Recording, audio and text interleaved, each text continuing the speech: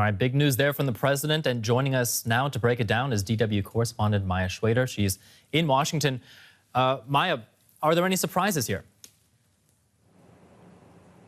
Well, the biggest surprise, honestly, was just the fact that this happened in the first place. The president, built up his image being one of these, tough negotiators who never backs down. And this week we saw him back down, capitulate, concede.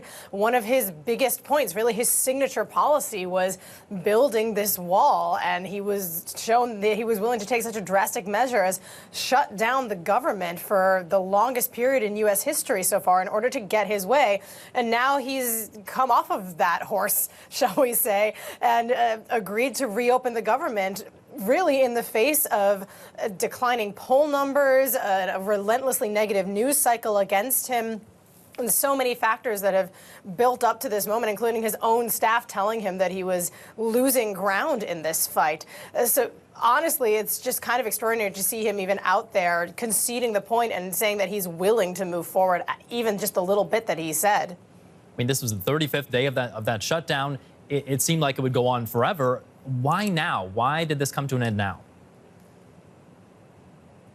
Well, there are a couple factors here. One is that yesterday we saw both houses of Congress put up proposed bills that would have ended the shutdown, and all of those attempts got smacked down by the various opposition parties working against each other. And once that happened, once both parties had a chance to publicly smack down the other one's proposal, then both sides in the Senate were able to come together sort of in the back rooms and start working out a deal.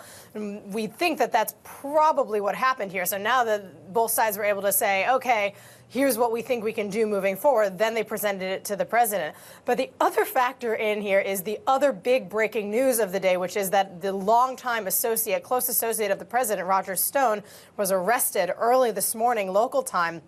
The president coming out and giving this big breaking news that's dominated the news cycle for the past month, the fact that he's reopening the government, it was definitely a savvy media way to push this story down.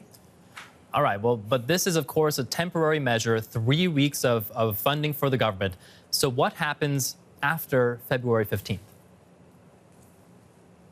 Well, we heard the president there alluding to perhaps using his power to declare a national emergency, which is something that people had been expecting from the get-go. They thought that he would have just a few days of a shutdown and then declare a national emergency to get the funding for this border wall. Now we see him threatening to do that again.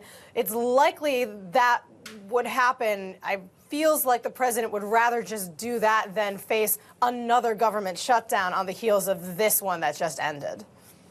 3 weeks of at least some temporary calm in Washington. Maya Schwader, thank you very much.